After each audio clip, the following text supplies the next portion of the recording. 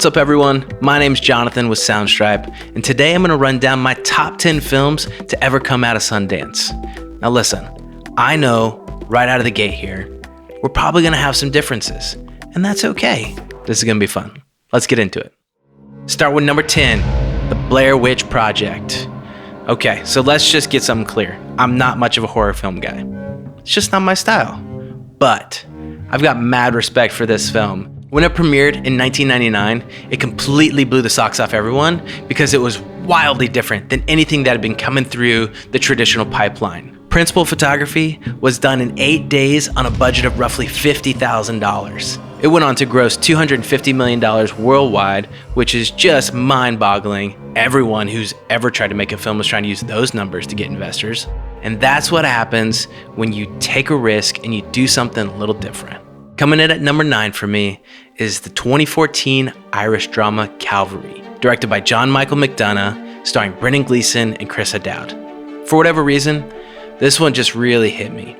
Right out of the gate, this film starts with some very emotionally charged dialogue. And then as the film unfolds, we watch the main character have to carry the weight of what he's found out and also navigate his responsibilities in his role. I'm not going to say anything else about it because this is one that may have passed you by, but it's a really beautiful, deep, soul-level movie that I highly recommend.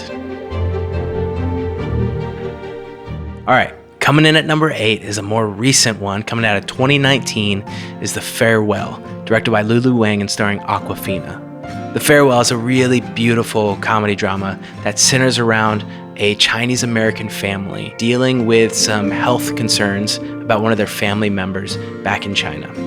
The way that it depicts family roles and cultural nuances and differences, and even the way that language plays this crucial role in the ways in which we conduct our family business. And Awkwafina's really soft, beautiful, tender performance is something that I think is going to be a landmark of her career later on down the road.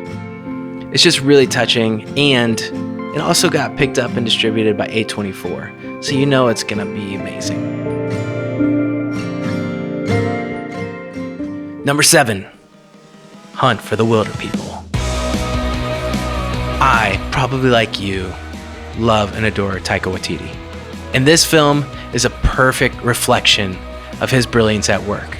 It takes place in New Zealand, starring Sam Neill. Go watch it, go laugh, come back to it again and again like I do, because it's just one of those films that you can't help but just put it on every time you see it.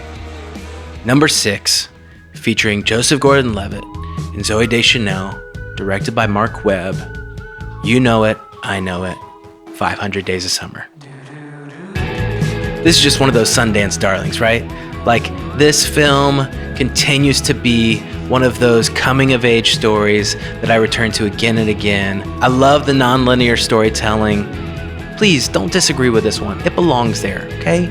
I didn't put it at the top, didn't put it at the bottom of my top 10, put it right in the middle, because that's where it is. It lands as a really good right down the middle film.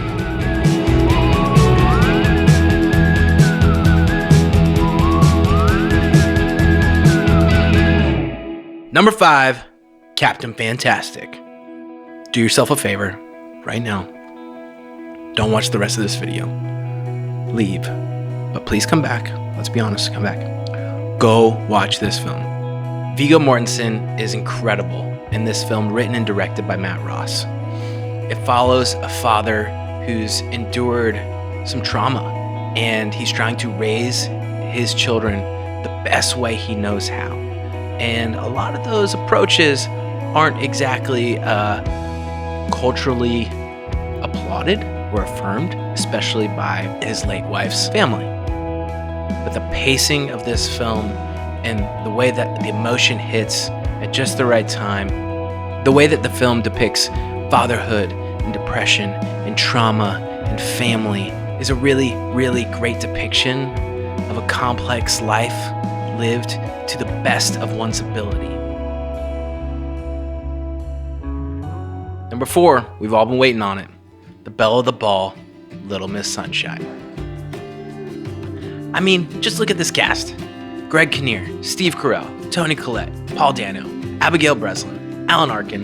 This was an incredible coming-of-age story written by a first-time directing duo, husband and wife, I believe. And they did a masterful job.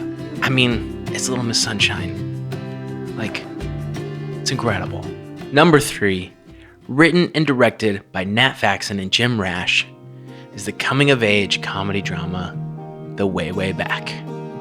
All right, so this one is a real gem. Again, Steve Carell, in his not-so-standard comedic role that we came to know and love Steve for. He's obviously taken more dramatic turns here over the past 5 to 8 years. This was one of them. He's kind of a jerk boyfriend in the mix. We got Toni Collette. We got Sam Rockwell, Maya Rudolph. It's so good. Sam Rockwell, by the way, I believe he deserved a nod for supporting actor in this film, but we'll talk about that another day. All right, we did it. We're at the top 2. Truth be told, when I think about the films that I want to make first, these are 2 that come to mind that I always reference.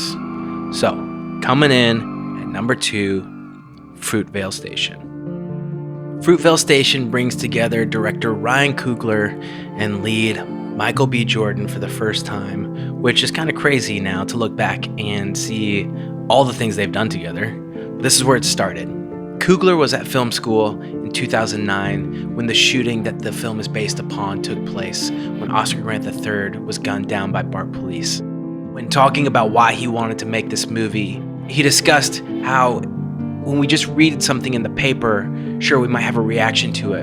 But what he wanted to do was to create an experience where the audience spent a day in the life with that character before that ending. He wanted the audience to feel what it was like to not just read a name in the paper, but to experience what somebody was like and then the loss that happens when tragedy like this takes place. It's gritty, it's raw, it's honest, and it's a really well-told story, and it's no question why Coogler and Michael B. Jordan have remained friends and made incredible movies together ever since. Number 1, think about all the movies you're thinking, well, he hasn't said this one yet, and he hasn't said that one yet. Let me tell you something, it's probably not going to be any of those. My number 1 film to ever come out of Sundance is Short Term 12. This film also paired together 2 people that we know and love from so many films today, but this was the inception of Destin Daniel Cretton and Brie Larson working together. This was the first leading role in Brie Larson's career, and she plays the supervisor of a home for troubled teens.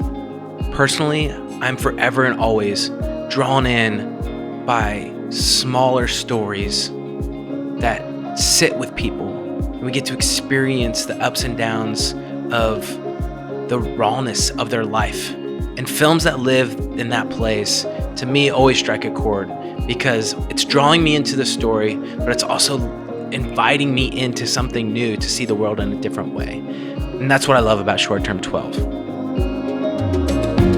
All right, there it is. That's my top 10 list. I know you've got some that you think I'm just wild for leaving off. Drop them in the comments. Thanks so much for watching. Keep an eye out for what films might be coming out this year from Sundance, and let's talk about them next time.